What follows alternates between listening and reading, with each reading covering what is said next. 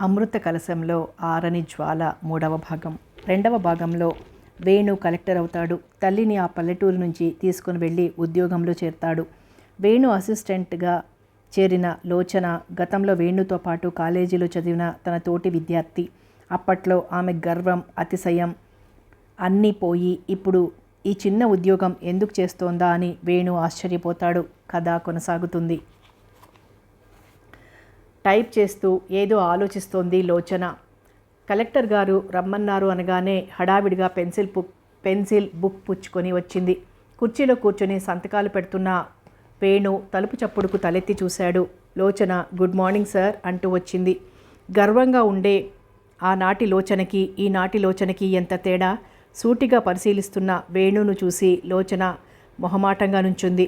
వేణుని చూడాలంటే చాలు లోచన గుండెల్లో 1000 రైళ్లు ఒక్కసారి పరిగెళ్తాయి.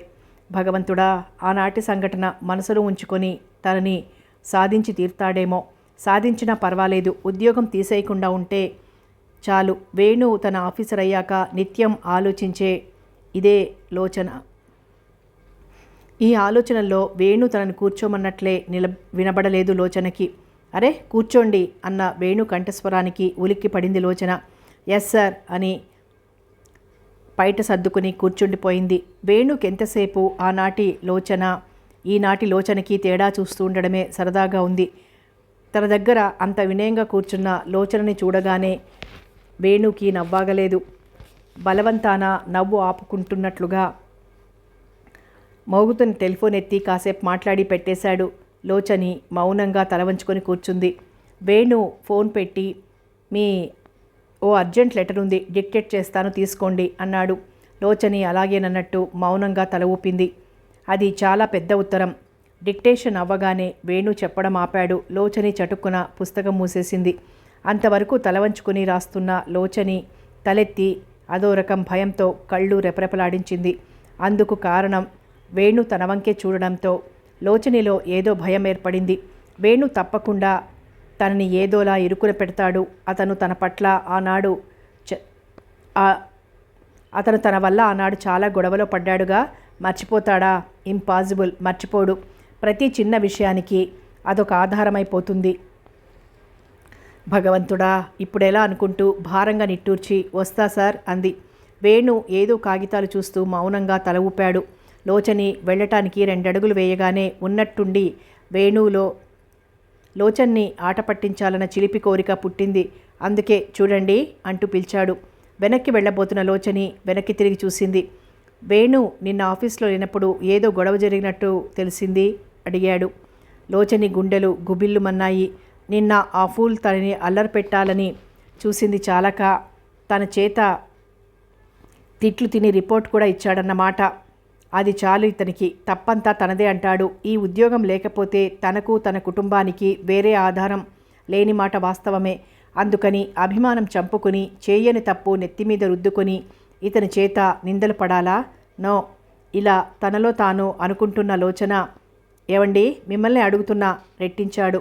ఆ మాటకు ఉలిక్కిపడి లోచని వేణువంక చూసి మెల్లిగా అవును సార్ అంది. కారణం అడిగాడు వేణు. తనదే తప్పులా నిలదీస్తున్నాడే. పౌరుషంతో పెదాలు కొరుక్కుంటోంది లోచని. గొంతు సవరించుకొని కారణం నాదే ఎలా అవుతుంది సార్, మీరు అతన్ని కూడా అడగాలి అంది. అభిమానంతో ఎర్రబడ్డ లోచని ముఖం చూడగానే వేణులో చిలిపితనం మరింత చిందులు వేసింది. అఫ్కోర్స్ కారణం ఎవరిదైనా తప్పు కూడా మీది కాకపోయినా తొందరపాటు కావచ్చేమో అన్నాడు లోచని కళ్ళలోకి చూస్తూ. తను అనుకున్నదే నిజం. ఇతను గతాన్ని గుండెల్లో పెట్టుకుని తన మీద పూర్తి దురభిప్రాయంతో ఉన్నాడు. ఇతనికి ఏం సంజాయిషి చెప్పుకున్నా పూర్తిగా దండగా. తన అన్నింటికీ తలవంచడమే మిగులుతుంది తప్ప అతనికి తన మీద మంచి భావం ఉండదు. ఇతని క్రిందే ఉద్యోగానికి ఓ నమస్కారం పెట్టేయడమే శ్రేయస్కరం. అందుకే పౌరుషంగా తలెత్తింది. నాది తొందరపాటా సార్? నిజమే. అటువంటి వాళ్ళని సమర్థించే మీలాంటి ఆఫీసర్లకు నాలాంటి వాళ్ళదే తప్పవుతుంది అంది రోషంగా.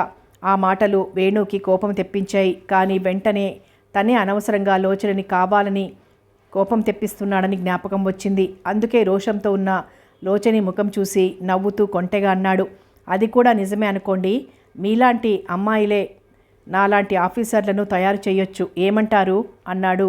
లోచని ఏం మాట్లాడలేదు. దుఃఖాన్ని దిగమింగి సారీ సార్, నేను ఈ విషయం మీ దగ్గరకు తేలేదు, మీరే ప్రస్తావించారు. పైగా నా వల్లే ఈ అల్లరి అయిందంటున్నారు. కాబట్టి ఎక్స్క్యూజ్ మీ, ఇంకెప్పుడూ రానివ్వను. ఇంకొక మాట మాట్లాడితే కళ్ళల్లో కన్నీళ్లు వెల్లువై ప్రవహించేలా ఉన్నాయి. లోచని రుద్దకంఠానికి వేణు చలించాడు. అకారణంగా తను లోచనని అంటున్నాడే అనుకుని, నోనో నాకు తెలుసు, ఇంకా మీరు వెళ్ళండి అన్నాడు. అంతకు మించి సంజాయిషి ఇస్తే తన ఉద్యోగపు హోదాకు తక్కువైపోతుందన్న ఉద్దేశంతో లోచని గిరుక్కున వెళ్ళిపోయింది. ఇంతలో ప్యూన్ వచ్చి ఓ విజిటింగ్ కార్డు ఇచ్చాడు. తెల్లని ఆ కార్డు మీద నల్ల తాచుపాకినట్లు చిన్న అక్షరాలు అందంగా ప్రింట్ చేయబడి ఉన్నాయి. S Rajarao, proprietor, SR company. ఆ కార్డు చూస్తూ వేణు పెదవి కొరుక్కుంటూ ఆలోచించాడు. ఈ ఊళ్ళో ఇతనికి మంచి పలుకుబడే ఉన్నట్లుంది. ప్రతి క్లబ్బులో ఇతని పేరు వినబడుతుంది. తనని చూడడానికి అప్పుడే వారం నుంచి తహతహలాడుతున్నాడు. నవ్వుకున్నాడు. ఉద్యోగపు హోదాకి, ఐశ్వర్యానికి మనుష్యులు జంతువుల కన్నా హీనంగా దాసోహం అంటారు. ఈ జాతి వాడే ఇతను అయి ఉంటాడు. లోపలికి రమ్మనమని చెప్పాడు.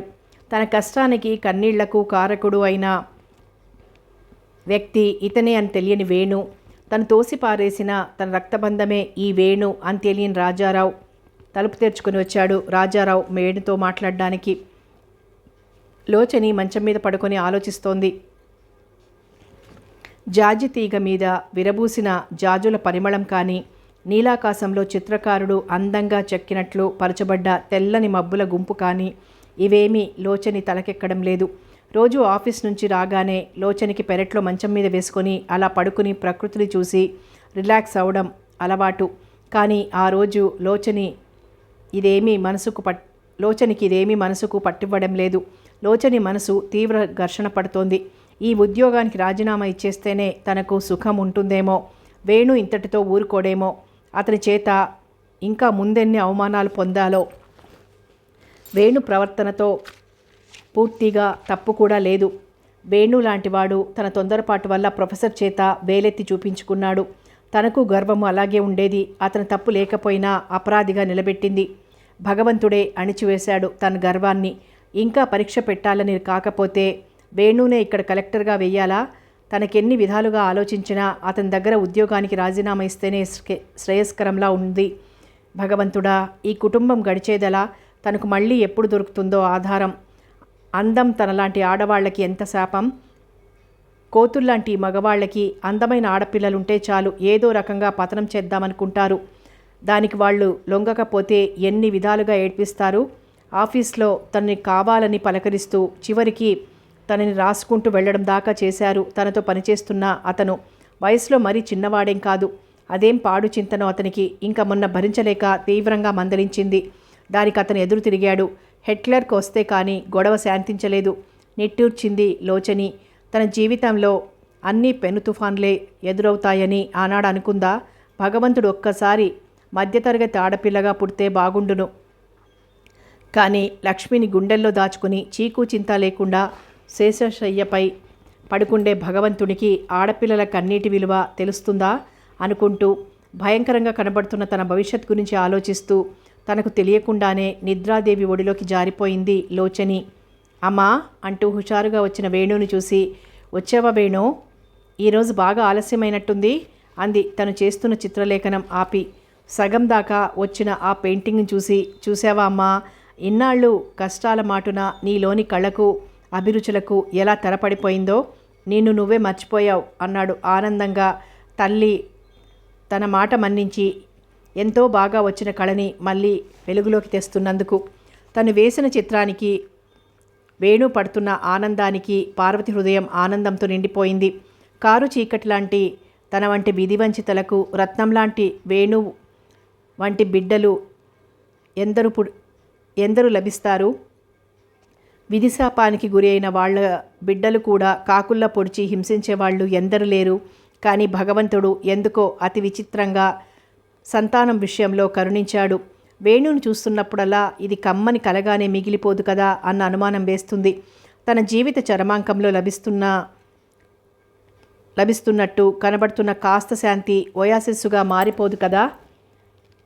తను వేసిన పాత బొమ్మల కట్టల్ని, ప్రస్తుతం తను వేసిన బొమ్మని ఆనందంగా చూస్తూ అమ్మా అంటూ ఏదో చెప్పడానికి వెనక్కి తిరిగిన వేణు నిశ్శబ్దంగా నిర్జీవ ప్రతిమలా నిలబడి ఉన్న తల్లిని చూసి ఏమ్మా అలా అయిపోయావు ఆందోళనగా అన్నాడు.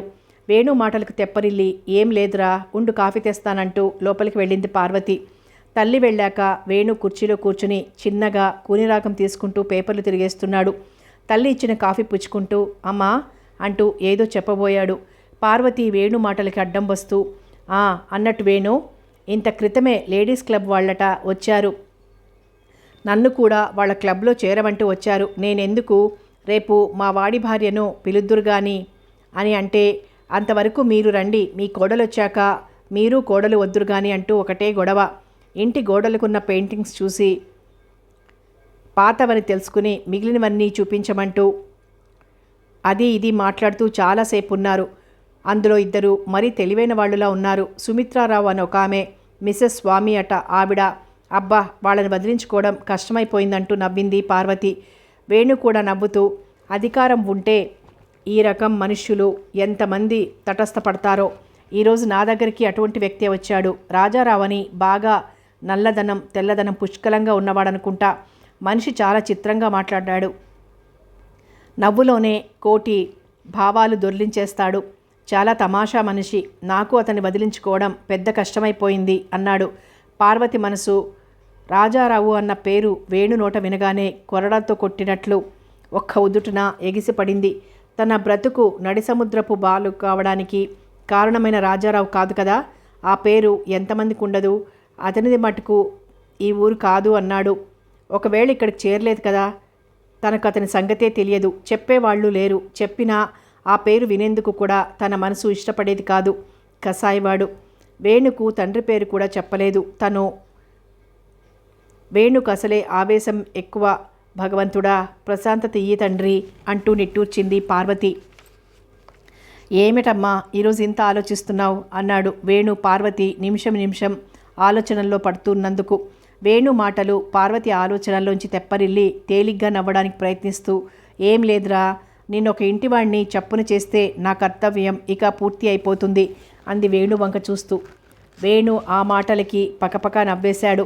భలే దానివమ్మా, ఇప్పుడు నేనేమైనా ఇంటి బయట ఉంటేగా ఇంటివాణ్ణి చేయడానికి అంటూ.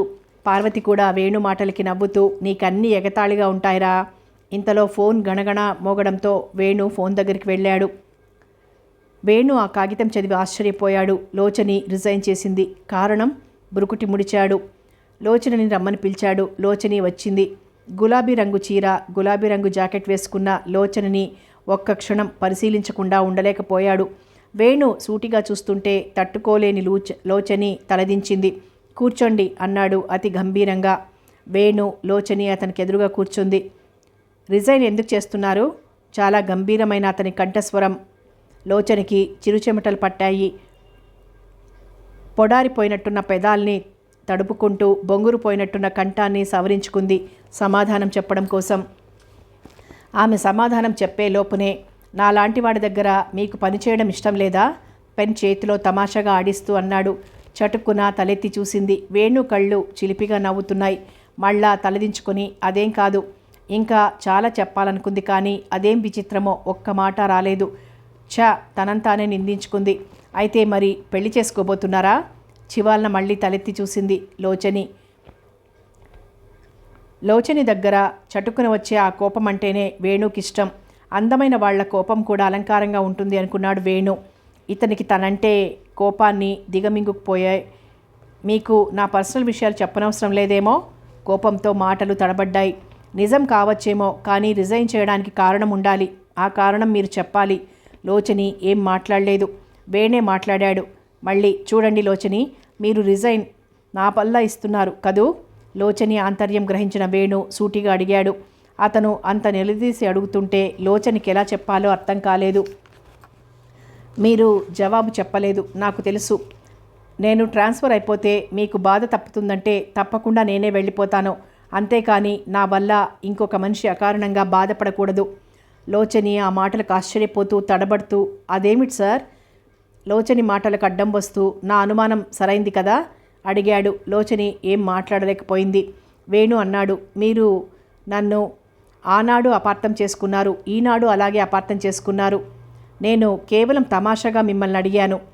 లోచని కళ్ళప్పగించి వేణు వంకే చూడసాగింది ఆశ్చర్యంగా. అయితే ఇంతకు మీరు ఎంఏ ఎక్కడ కంప్లీట్ చేశారు అడిగాడు. ఆ ప్రశ్నతో ఆశ్చర్యం నుండి బయటపడిన లోచని కళ్ళు కన్నీటితో నిండిపోయాయి. నాకు అంత అదృష్టం లేదు వేణుగారు. మా నాన్నగారు అకస్మాత్తుగా పోవడంతో నా కలలు అన్నీ కళ్ళలుగా మిగిలిపోయాయి. నాన్న పెద్ద ఉద్యోగమే చేసిన, పిల్లలు ఎక్కువ, బంధువులు స్నేహితులు రాకపోకలు ఎక్కువ. అందువల్ల ఇంటా బయట హోదా నిలుపుకోవడంలో డబ్బు హారతి కర్పూరమైపోయింది. ఆయన పోయే నాటికి మాకు బ్యాంక్లో కానీ మరే రకంగా కానీ మా నాన్నగారు మిగిల్చలేదు. మిగిలిన ముగ్గురు రెక్కలు రాని పిల్లలు. నేనే మా ఇంటికి పెద్ద అవడంతో చదువు ఆపి వెంటనే ఉద్యోగంలో చేరాల్సి వచ్చింది. దుఃఖం ఎక్కడ పైకి కట్టలు తెంచుకుంటుందో అని బలవంతాన కన్నీటిని ఆపుకు చేసుకుంటున్న లోచనని చూస్తుంటే వేణు మనసు బాధతో విలవిల్లాడింది. సారీ, మీ మనసు కష్టపెట్టాను, మీరు బాధపడకండి, అన్నీ మర్చిపోయి మీ బాధ్యత నెరవేర్చండి అన్నాడు అనునయంగా. లోచని చటుక్కున కళ్ళు తుడుచుకొని, లేదు సార్, నేనే ఆనాడు మీ పట్ల దురుసుగా ప్రవర్తించి నా మీద దురభిప్రాయం ఏర్పరచుకున్నాను. నా మీద ఆనాడు అల్లరి చేస్తానన్న వాళ్ళని కూడా మీరే కల్పించుకొని అరికట్టారని తెలుసుకుని మీకు క్షమాపణలు చెప్పుకుందామనుకున్నా నాకు పరిస్థితులు వీలు కలగనీయలేదు. లోచని వంక చూస్తూ, పోనీయండి, చిన్నతనంలో ఎన్నో తప్పులు తెలియక చేస్తాం, వాటిని మర్చిపోవడమే మంచిది అన్నాడు చిరునవ్వుతో. వేణు చిరునవ్వుకు లోచని గుండెలు వేగంగా కొట్టుకున్నాయి. ఒక్క నిమిషం నిశ్శబ్దం తర్వాత లోచని లేచి, ఇంక నేను వెళ్తాను సార్ అంది. ఎక్కడికి? నేను మీ రిజైన్ యాక్సెప్ట్ చేయలేదు. కోపంలో ఇంటికి వెళ్ళిపోయారు. మీరు నా దగ్గరే, అంటే ఆఫీస్లోనే ఉండాలి అన్నాడు వేణు తమాషాగా నుంచుని ఉన్న లోచన్ని చూస్తూ. వేణు మాటలకి లోచని అప్రయత్నంగా తీయగా మెల్లగా నవ్వేసింది.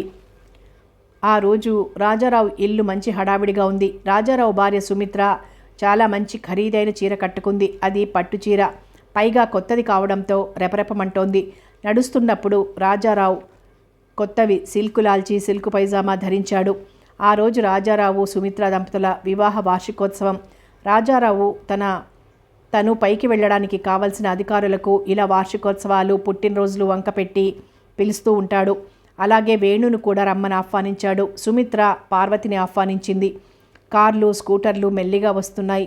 సుమిత్ర స్నేహితురాళ్ళు రకరకాల అలంకరణలతో వస్తూ సుమిత్రను పలకరిస్తున్నారు. కొంతమంది కానుకలిస్తున్నారు. సుమిత్రతో ఏవేవో సరసోక్తులాడుతుంటే సుమిత్ర కొత్త పెళ్లి కూతుర్లా సిగ్గుపడిపోతూ రాజారావు వంక చూస్తోంది.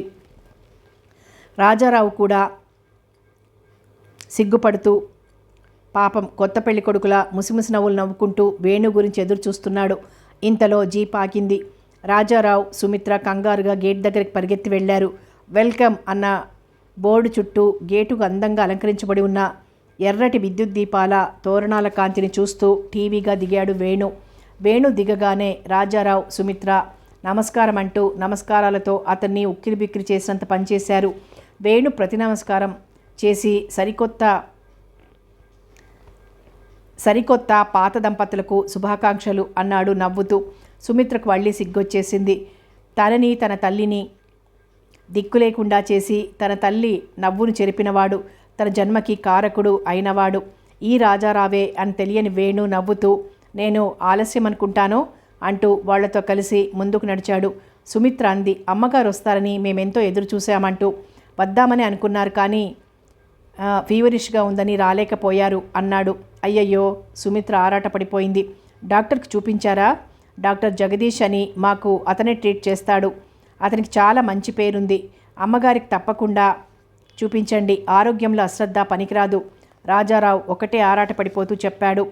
ఒకనాడు 108 డిగ్రీల జ్వరంతోనే తన తల్లి, అక్క చెల్లెళ్ళు చాకరీ చేయిస్తుంటే పట్టించుకోని పార్వతే ఈ వేణు తల్లి అని ఆ పురుషోత్తముడైన రాజారావుకు తెలీదు.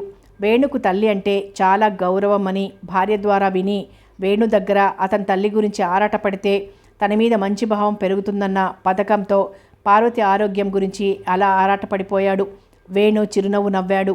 హాల్లోకి వెళ్ళగానే కొందరు అతనికి నమస్కారం చేశారు, మరికొందరు కరచాలనం చేశారు. సుమిత్ర కూడా వచ్చింది మళ్ళీ అక్కడికి. ఒక ఆవిడ అడిగింది, మీ అమ్మగారు రాలేదా అంటూ. జవాబు చెప్పాడు వేణు.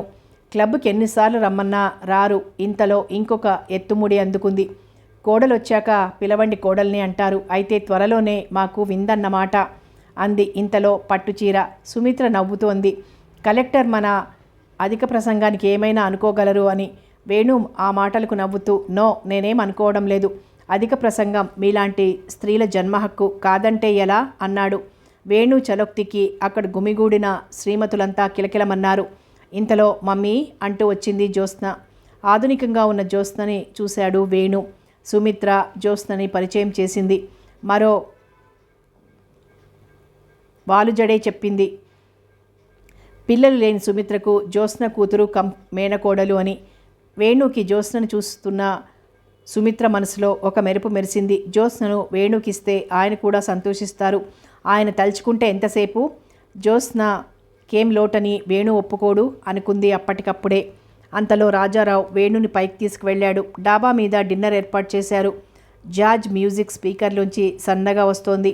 వేణు, మిగిలిన ఆఫీసర్లు ఇంకా ఆ ఊళ్ళోని పెద్దవారంతా కలిసి పైకొచ్చారు కబుర్లు చెప్పుకుంటూ. ఆ వెనకనే సుమిత్ర తన మిత్రురాళ్లతో కలిసి వచ్చింది. అందరూ దంపతులు కూర్చున్నారు. వేణే వచ్చిన వాళ్లతో ఒంటరిగా ఉన్నాడు.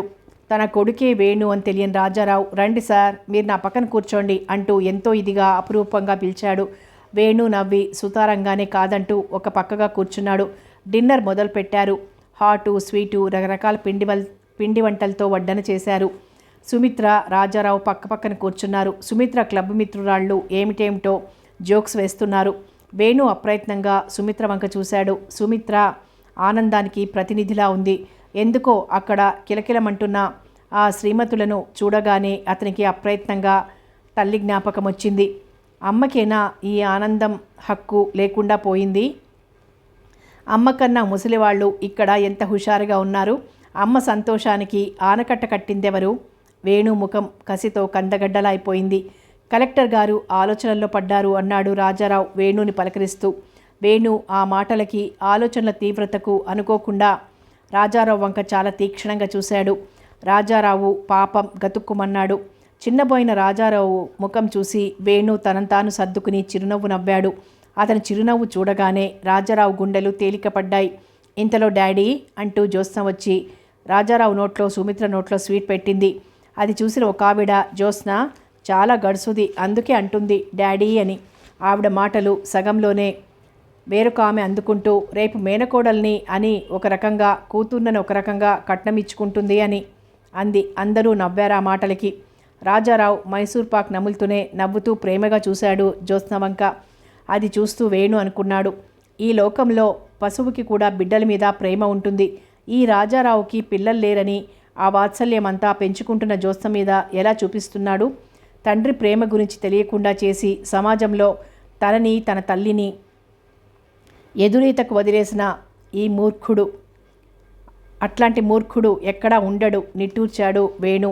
కబుర్లతో జ్యోత్స్న ఇంగ్లీష్ పాటలతో డిన్నర్ ముగిసింది. అందరూ కిళ్ళీలు నములుతూ సెలవు తీసుకుంటున్నారు. రాజారావు దంపతుల దగ్గర వేణు కూడా వెళ్తానని లేచాడు. సుమిత్ర, రాజారావు అతను సాగనంపడానికి బయలుదేరారు. సుమిత్ర అంది, రేపు వస్తాను అమ్మగారిని చూడడానికి. వేణు మాట్లాడలేదు. సుమిత్రే అంది రాజారావుతో, ఏమండి, మీరు చూడలేదు కానీ వీళ్ళ అమ్మగారు ఎంత బాగా చిత్రాలు వేస్తారని. ఆహా, అయితే తప్పకుండా రావాలి అన్నాడు రాజారావు. మా వారికి కళలంటే ఎంత ఇష్టమో చెప్పలేను, అందుకే మా జ్యోత్స్నకి డ్యాన్స్ నేర్పిస్తున్నారు అంది. ఒకనాడు పార్వతి చదువుకుంటుంటే, పాటలు పాడుతుంటే చెప్పుడు మాటలు విని నానా హింసలు పెట్టింది ఈ రాజారావే అని తెలియని వేణుకు రాజారావు గురించి చెప్తోంది సుమిత్ర.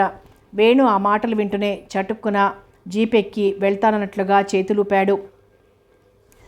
ఆఫీస్ నుంచి రాగానే ఎప్పుడు అలసటగా ఉండే లోచనికి ఆ రోజు మనసంతా తేలిగ్గా గాలిలో తేలిపోతున్నట్టుగా ఉంది. అమ్మ కాఫీ ఇస్తానంటే వద్దంది. పెరట్లో జాజి పందిరి కింద కూర్చొని కింద పడ్డ జాజిపూలు తీసుకుని గట్టిగా వాసన పీల్చింది. ఆమె హృదయమంతా పరిమళంతో నిండిపోయినట్టయిపోయింది. నాన్న పోయాక ఎన్నడూ తన మనసు ఇంత తేలిగ్గా లేదు అనుకుంది. తన జీవితానికి గమ్యం ఏమిటో తెలియక కరుడుగట్టిపోయిన తన మనసులో చైతన్యం అకస్మాత్తుగా ప్రవేశించింది. ఎందుకు? తనకు తానే ప్రశ్నించుకుంది. దానికి తన మనసిచ్చిన జవాబు విని పిచ్చి అనుకుంది. తను వేణును ప్రేమిస్తోందా? నిజంగానే ప్రేమిస్తుంది.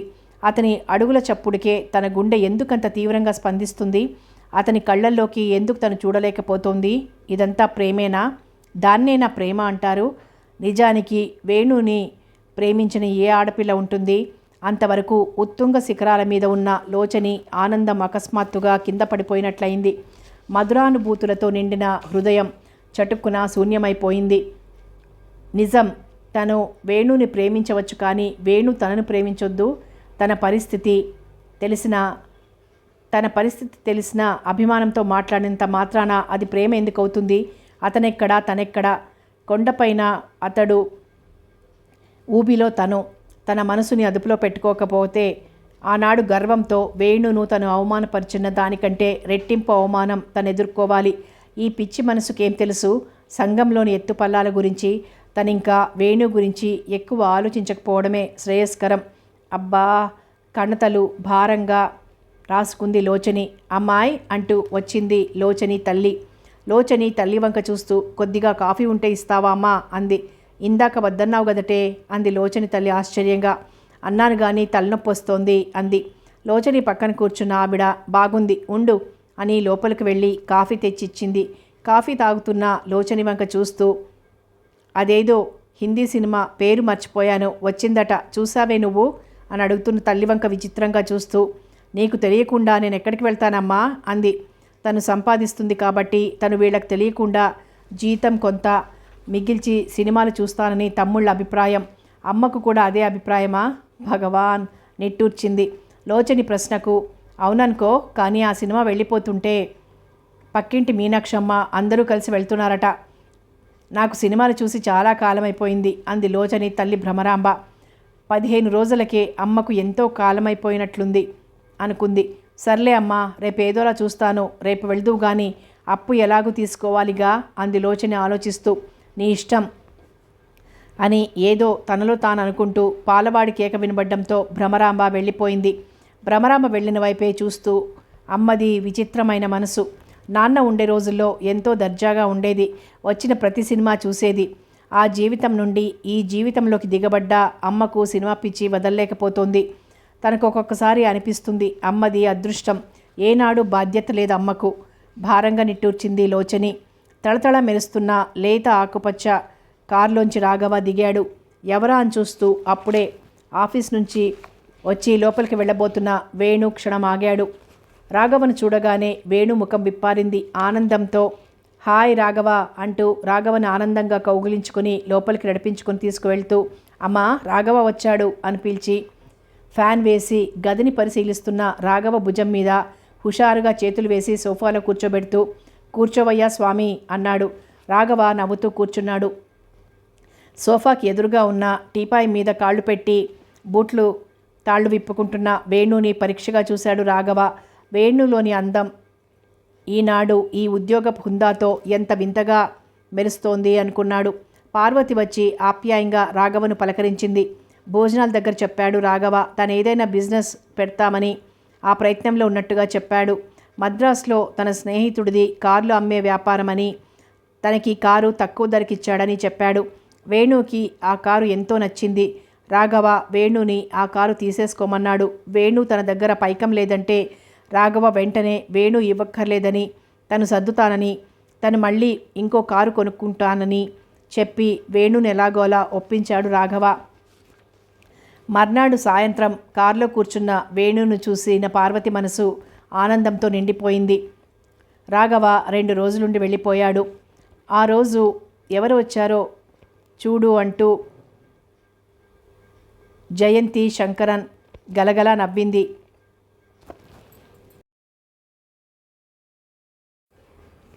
బ్యాడ్మింటన్ ఆడుతున్న సుమిత్ర పార్వతిని చూడగానే అందరికన్నా ముందు వచ్చేసింది. పార్వతిని ఆనందంగా కౌగిలించేసుకున్నంత పనిచేసింది. అమ్మయ్య, ఈరోజు మా క్లబ్ ఎంత పుణ్యం చేసుకుందో అంటూ గొప్పగా ఆహ్వానించింది. సుమిత్ర పార్వతి పక్కనే ఉండి క్లబ్లో అందరినీ పరిచయం చేసింది. పార్వతిని బలవంతంగా మిసెస్ శంకరన్ అనే ఆవిడ క్లబ్కి తీసుకొచ్చింది. పార్వతి మౌనంగా అందరినీ చూస్తూ పరిచయం ఉన్న వాళ్ళు పలకరిస్తుంటే చిరునవ్వుతో పలకరిస్తోంది.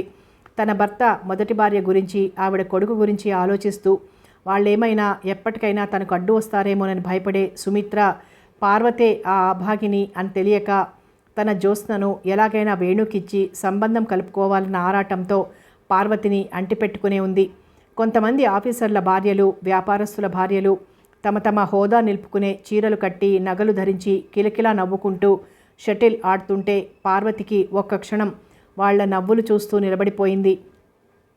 వీళ్ళంతా తనలాంటి స్త్రీలే అయినా వాళ్ళ జీవితాలు నవ్వుల రథాల్లో ఎంత హాయిగా తిరుగుతున్నాయి. మరి తన జీవితంలో అలాంటి నవ్వు ఎప్పుడైనా ఒక్క నాన్న దగ్గర తప్ప నవ్వగలిగిందా? తను చేసిన తప్పేమిటి? వాళ్ళు చేస్తున్న ఒప్పులేమిటి? కట్టుకున్నవాడు మూర్ఖుడైతే ఆ స్త్రీని ఈ సమాజం ఎంత అణగదొక్కాలని చూస్తుంది. ఈ సమాజానికి గుండె లేదు. తను పుట్టిన ఊరు పట్నం కాకపోవడం వల్ల తనని అంత హింసించారేమో అన్న చింతేం అక్కర్లేదు. స్త్రీ ఎప్పుడూ సాటి స్త్రీ కష్టం పట్ల సానుభూతి చూపించదు. ఈ లిప్స్టిక్ పెదాల నుంచి న్యాయం వస్తుందా? రాదు. ఈ నైలెక్స్ చీరలు, ఆ ఎత్తుమడుముల చెప్పులు సానుభూతి అనే పదం గురించి ఆలోచిస్తాయా? ఆలోచించవు. కలం పట్టి కాగితం మీద కథలు రాసే వాళ్లకన్నా అపురూపమైన కల్పనలు కల్పించగలరు. తనలాంటి వాళ్ళు ఈ సమాజానికి ఎంత దూరంగా ఉంటే అంత మంచిది. మిసెస్ శంకర్ అన్న ఆవిడ ఈరోజు వచ్చి ఒకటే బలవంతం చేసింది. సరే, ఇక్కడికి వచ్చాక అందరికన్నా ఈ సుమిత్రారావు తనను పట్టుకుని వదలడం లేదు. ఇంటికి వచ్చినప్పుడు అంతే తెగ మాట్లాడుతోంది. ఏమిటో మా క్లబ్ అంత పరీక్షగా చూసేస్తున్నారు, మమ్మల్ని క్లబ్ను మీ చిత్రాల్లోకి ఎక్కించేస్తారేమిటి అంటూ నవ్వుతూ పలకరించిన సుమిత్ర మాటలకి పార్వతి ఆలోచనలు ఆపి నవ్వుతూ సుమిత్ర వంక చూసింది. అయితే ఆంటీ, మీరు తప్పకుండా నా బొమ్మ ఒకటి వెయ్యాలి, వేస్తారా అంటూ గారంగా వేళ్లు కొరుక్కుంటూ ముద్దుగా అడుగుతున్న జ్యోత్స్న వంక చూసి అలాగే అంది ప్రేమగా జ్యోత్స్న భుజం మీద తడుతూ. ఆడపిల్లలంటే పార్వతికి ఎంతో ప్రేమ. అందుకే ఏ ఆడపిల్ల కనబడినా సరదా పడుతుంది. జ్యోత్స్న భుజం మీద పార్వతి చేయి వేసి ప్రేమగా మాట్లాడడం చూసిన సుమిత్ర పొంగిపోయింది. సుమిత్ర తర్వాత తను తయారు చేసిన గుడ్డబొమ్మల్ని పార్వతికి చూపించింది. వీటిని తయారు చేసేందుకు ఎంతో ఖర్చు పెట్టిందని, వాళ్ళ శ్రీవారు తనేం చేసినా ప్రోత్సహిస్తారని చెప్పింది. పార్వతి అలా కొంతసేపు వాళ్లతో గడిపాక వేణు వచ్చేసుంటాడు, వెళ్ళిపోతానంది. కోడలొచ్చేదాకా మీకు ఈ శ్రమ అని సుమిత్ర పార్వతిని క్లబ్కు తీసుకొచ్చిన మిసెస్ శంకరన్ కళ్ళల్లోకి చూస్తూ భావగర్భితంగా నవ్వింది. మిసెస్ శంకరన్ కూడా సుమిత్ర కళ్ళు చెప్పిన భాషను అర్థం చేసుకొని ముసిముసి నవ్వులు నవ్వింది. పార్వతిని సుమిత్ర తదితర స్త్రీలు గేటు దాకా వచ్చి సాగనంపారు. టెలిగ్రామ్ అన్న కేక విని వేణు లోపల నుంచి వచ్చాడు. అప్పటికే నౌకర్ పుచ్చుకొని తీసుకునొచ్చి టెలిగ్రామ్ వేణు చేతుల్లో పెట్టాడు. టెలిగ్రామ్ చించి చదివిన వేణు స్థాణువైపోయాడు.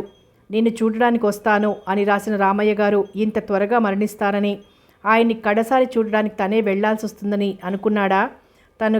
తమ కష్టాల్లో నేను ఉన్నానంటూ దిక్కుగా నిలబడి తమనింత వాడిగా అవడానికి మొదటి సోపానాలు కట్టిన ఆ మహాత్ముడికి ఇంత త్వరలోనే ఆయువు చెల్లిపోతుందని తను అనుకోలేదు. లక్ష్మి పెళ్ళి అని కలవరిస్తూనే ఆ శుభకార్యం చేయకుండానే కళ్ళు మూశాడు. వేణు కళ్ళు చెమర్చాయి. లోపల నుంచి వచ్చిన పార్వతి చేతుల్లో టెలిగ్రామ్ పెట్టాడు. పార్వతి ఆందోళనగా వేణు వంక చూస్తూ టెలిగ్రామ్ చదివి, ఇదేం అన్యాయంరా, పాపం లక్ష్మి ఎంత బెంబేలు పడిపోతుందో అంది కళ్ళ నీరు నిండిపోగా. గబగబా ఓ 2-3 జతలు నీ బట్టలు సర్దయ్యమ్మా, చప్పున వెళ్ళిపోవాలి అనగానే పార్వతి తేరుకొని లోపలికి వెళ్ళింది. చూడమ్మా లక్ష్మి, నాన్న నువ్వు ఎంత ఏడ్చినా బెంగ పెట్టుకున్నా రారు, నా మాట విను, మేమంతా లేము అంటూ ఓదారుస్తోంది పార్వతి. ఆహారం కూడా సరిగ్గా తీసుకోకుండా ఏడుస్తూ బెంగ పెట్టుకున్న లక్ష్మిని చూసి. లక్ష్మి పార్వతి మాట వినగానే అంతవరకు మౌనంగా బెంగగా కూర్చున్నదల్లా వెక్కి వెక్కి ఏడ్చింది. పిచ్చి పిల్ల, ఎందుకమ్మా ఆరోగ్యం అలా పాడు చేసుకుంటావు? నా మీద నమ్మకం లేదా నీకు అని తల నిమురుతూ గడ్డం పట్టుకొని ముఖం ఎత్తుతూ అడిగింది. లక్ష్మి బుగ్గల మీద జాడకట్టిన కన్నీళ్లు తుడుస్తూ, ఏమిటమ్మా ఇది? నాన్న పోయి అప్పుడే నెల కావస్తుంది, నువ్వు ఇలా బెంగపడడం మారడం లేదు. ఎంత చిక్కిపోయావో చూడు. నువ్విలా చిక్కి శల్యమైపోతే నాన్న ఆత్మకు శాంతి అంటావా? నా మీద అన్నయ్య మీద కూడా నీకు నమ్మకం లేకపోతే ఎలా? మేం నిన్ను ఇలా చూడలేం లక్ష్మి. నీకు నా మీద ప్రేమ గౌరవం ఉంటేనే నా దగ్గరుండమ్మా. మీ బంధువుల దగ్గర నిష్ఠూరం పడినందుకు నాకేమిటమ్మా ప్రయోజనం? లక్ష్మి తను నిష్ఠూరం ఆడితే అయినా బెంగ నుండి తేరుకుంటుందేమో అన్న తాపత్రయంతో పార్వతి అలా అంది. పిన్ని అంటూ బాధగా పార్వతి వైపు చూసింది లక్ష్మి. అవునమ్మా, మరి అన్నయ్యను కూడా నువ్వు ఇలా ఉన్నందుకు ఎంత బాధగా ఉందో తెలుసా అనగానే లక్ష్మి కన్నీళ్లు తుడుచుకుని, అవును పిన్ని, ఆ రాబంధువుల్లాంటి బంధువుల దగ్గర నేనుండలేనని నా గురించి నిష్ఠూరాలు అన్నయ్య నువ్వు పడి నన్ను రక్షించకపోతే వాళ్ళంతా నన్నేం చేసేవారో. మీరే లేకపోతే నేనేమైపోయేదాన్నో. మీ రుణం ఎన్ని జన్మలెత్తినా తీరదు అంది జీరబోయిన గొంతుతో. లక్ష్మి, నువ్వు మాకు పరాయిదానివా? కులగోత్రాలు ఒకటి కావన్న మాట తప్ప మనం ఏనాడైనా పరాయి వాళ్ళల్లా ఉన్నామా? మనకా భేదాలు పట్టింపులు ఉన్నాయా? మా నాన్నగారికి రామయ్య గారు కంటిపాపలా ఉండేవారు. ఆ అభిమానంతోటే నిన్న ఆయన కన్నబిడ్డలా చూసుకునేవారు. దేవతలాంటి మీ అమ్మ నన్ను తోబుట్టు కన్నా మిన్నగా గౌరవంగా ఓ రాణిని చూసినట్లు ఎంతో అపురూపంగా చూసేది. విధి నా పట్ల వక్రించిన అసహాయ స్థితిలో ఉన్న రామయ్య గారు మీ అమ్మ అలాగే చూసేవారు. ఆ రుణం మాట ఏం చేస్తామమ్మా? మనం ఇలా రుణాల బేరీజు వేసుకుంటే పైవాళ్ళు ఎలా అమ్మా? నిష్ఠూరానికైనా నువ్వు లొంగి 4 మెతుకులు నోట్లో వేసుకుంటావని అన్నాను అంది పార్వతి బాధగా. పిన్ని, లేదు పిన్ని, నువ్వు అన్నావని నాకేం కోపం లేదు. అమ్మలాంటి నీ దగ్గర నాకు కోపం ఎందుకు? కానీ ఎందుకో నాన్నను ఎంత మర్చిపోదామన్నా మర్చిపోలేకపోతున్నాను అంది లక్ష్మి. లక్ష్మి తల మీద చేయి వేసి ప్రేమగా నిమురుతూ, నాకు తెలియదామ్మా ఆ బాధ. తండ్రి అయినా తల్లి అయినా కన్నబిడ్డల భవిష్యత్తు కోసం తహతహలాడేవాళ్ల ప్రేమ ఎన్ని జన్మలెత్తినా ఎంతమంది దగ్గరున్నా దొరకదమ్మా. ఆ ప్రేమకు సాటిగా ఈ సృష్టిలో ఏదీ నిలబడలేదు. ఇంకా అటువంటి అపురూపమైన తల్లిదండ్రుల్ని పోగొట్టుకొని ఏకాకిగా ఉండిపోయిన ఆడపిల్ల ఆవేదన చల్లారడం చాలా కష్టం తల్లి. నాకు తెలుసు, కానీ ఏం చేయగలమమ్మా? ఏమీ చెయ్యలేం కనుక గుండె రాయి చేసుకోవడం అంది. లక్ష్మి పార్వతి మాటలు వింటూ అలాగే పార్వతి ఒడిలో నిద్రపోయింది. రామయ్య గారు చనిపోయిన వెంటనే పార్వతి వేణు వెళ్ళారు.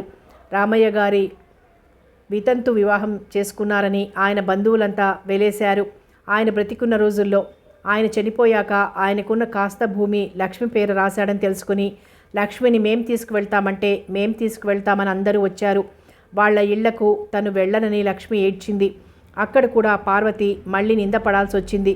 లక్ష్మి కోసం ఆ నిందలు పడింది పార్వతి. చెయ్యవలసిన తంతు అయిపోయాక లక్ష్మిని తమతో పాటే తీసుకొచ్చారు వేణు, పార్వతి. సుబ్బిగాడు కూడా వచ్చేస్తానంటే తీసుకొచ్చేశారు. లక్ష్మి తండ్రి ప్రేమ మరవలేక బాధపడుతుంటే ఓదార్చడం పార్వతి వంతైంది. ఏమ్మా లక్ష్మి అలా నిద్రపోయిందేమిటి?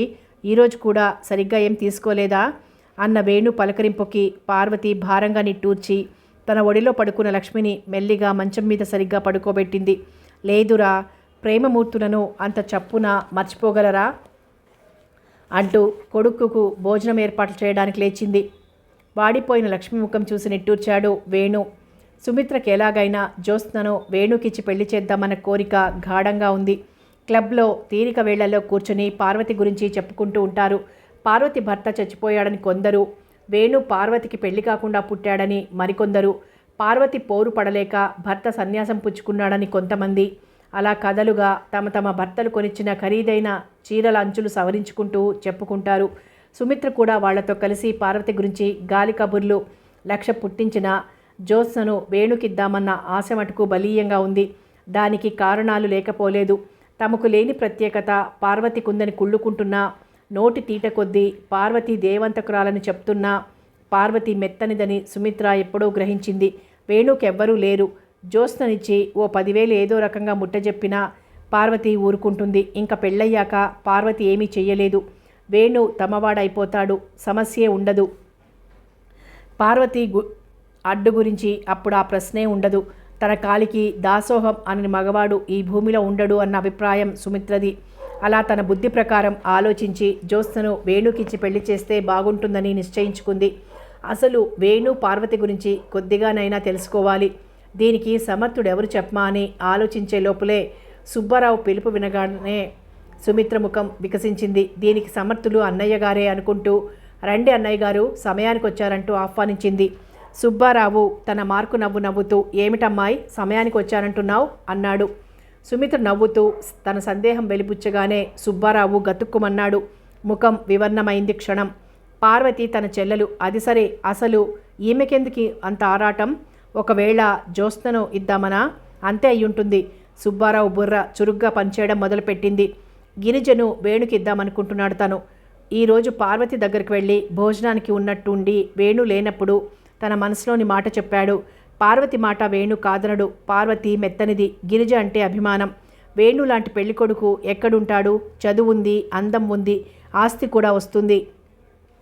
రాజారావు పార్వతికి విడాకులు ఇవ్వలేదు. వేణుకు రాజారావు దగ్గర ఆస్తి తీసుకునే హక్కు ఉంటుంది. ఇంత పథకంతో వేణు కలెక్టర్ అయిన మరుక్షణం నుంచి ఉన్నాడు. కాబట్టి రాజారావు గురించి పార్వతి దగ్గర కానీ, పార్వతి గురించి రాజారావు దగ్గర కానీ ఎత్తకుండా గడుపుకొచ్చాడు. అలాంటిది ఈనాడు వాళ్ళ గురించి చెప్పేస్తే ఎన్నో గొడవలు వస్తాయి. కథ ఇంకోలా తిరుగుతుంది. అందుకే మళ్ళీ నవ్వేసి, ఎవరు ఈ ఊరి కలెక్టరా? ఏమో, ఎవళ్ళో తుక్కుమూకాయి ఉంటారు. ఎందుకలా అడుగుతున్నావు? అడిగాడు. గడుసు వాళ్ళంతా ఒకే జాతి వాళ్ళు. అందుకే సుబ్బారావు మాటలు విననట్టుగా వేరే మాటల్లోకి మళ్లించింది తెలివిగల సుమిత్ర. కథ కొనసాగుతుంది.